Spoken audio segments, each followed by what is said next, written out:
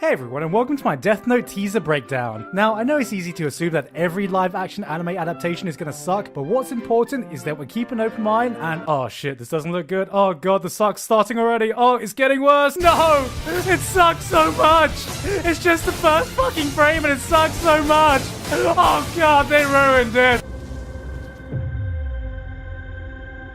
Alright, what is this and who decided to make Lights look like a cross between Milo Yiannopoulos, Emo Maguire, and Max Landis walking out of a late 2000s Panic at the Disco album? Is this what fucking happens when someone writes Death Note in a Death Note? Now, a lot of people have been complaining that there are cheerleaders here, and I don't see what the problem is. I mean, if this was set in a high school, then they're finally understanding the first step to properly adapting a fucking anime. Alright, you see this scene here? Way too fucking basic. Obviously, they've missed the entire point of Death Note. But here, it's an easy fix, so let me do that for you. There we go. Fucking perfect. Oh my fucking god. What is this? They made an official Twitter account for Ryuk. Some company actually paid money for this to happen? Alright, I don't care what anyone says. This is hilarious and fucking brilliant, but only if they use it properly. Not for the shitty promos we see here. I want to see tweets like this. Did you know Shinigamis love apples? But not Granny Smiths, those are for basic bitches. Pink ladies all the way. Fuji's alright too, but way too expensive. Hashtag Tesco, sort your selection out, mate. Speaking of Ryuk, at least we can all agree that Ryuk seems to be the thing that's done right. I mean, I'm not sure if there's any concept shots of him out just yet. Oh god, he looks terrifying. They did an amazing job. Oh man, imagine waking up to this. This is how Death Gods should look. Oh wait, it's just William Dafoe. Got bored again and ended up starting another social purging by giving this kid a Death Note. Why does this happen every time I drink on a Saturday night, lol? Not sure I've covered everything I need to cover here. Wait, here we go. What is this? Dragon Note Evolution: The Last Airbender? Alright, yeah, that'll do. And the next thing is— oh, alright, yeah, I've definitely got this one. What the hell is up with this blatant whitewashing? Why can't we just have a Death Note film with Japanese actors set in Japan where they are speaking Japanese? Like Yagami? More like White Yagami? Why are they speaking English in an English adaptation? This is rude and offensive and disrespectful to the Japanese culture. Good job on casting a black L though. Look, if you're going to Americanize it and change Light Yagami to Light Turner, don't pussy out and do it half-heartedly. If you're doing this, commit all the fucking way. Death God Ryuk? Nope. I want to see Death God Ryan. Justice for Kira? Please. This is justice for Kieran. Alright, I think that's everything I can say about what's been released. Wait a minute. I've just been informed that we have exclusive footage that's just been leaked right now of one of the scenes of the upcoming movie. Please be aware that this could contain major spoilers to Death Note and the upcoming movie, so watch this at your own peril. Roll clip.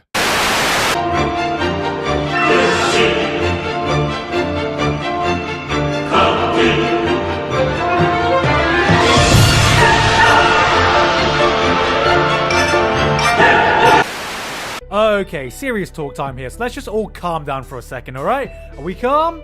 We calm. Good. It's a 50 fucking second long teaser, and that's way too little to make any solid judgments about the overall quality of this thing, whether that be good or bad. For all the negative attitudes surrounding this teaser, the only thing I've really had the problem with was indeed Light's look, and it's not because he's white. They seem to have replaced Light with this kind of edgy emo kid who looks like he would have watched Death Note way back when, not star in it, which goes against his suave, handsome poster child look his character is originally known for. But then again, Light is supposed to be a piece of shit of a guy, and he definitely looks like it, so maybe that's what they're going for. L being black doesn't bother me at all as long as he can keep the quirkiness of the original character. Having said that, even then we don't know much about how these characters are being handled and how they fit into the overall story of whatever they decide to adapt. There's very little context to judge these so-called bad scenes. Light's kissing someone! Well, he also did so in the anime as a means of manipulation. He's running and there are big set pieces. Well, honestly, if they're able to keep the psychological thriller aspect and cat and mouse game absorbing, who really cares if there are some set pieces? One of the reasons the anime worked was because the animation and direction was able to make the most mundane scenes more dynamic and exciting, which is part of the reason why the live action version felt so fucking flat, because it couldn't do that. But even if we're going down this route, then judging from some basic cinematography, shot composition and design, it sets a better atmosphere, tone, and looks way better technically than anything produced by the Japanese live action films. There are competent filmmakers behind this with a talented horror director, so you don't have to be so quick to jump on the hate bandwagon. And I mean, William Dafoe as Ryuk?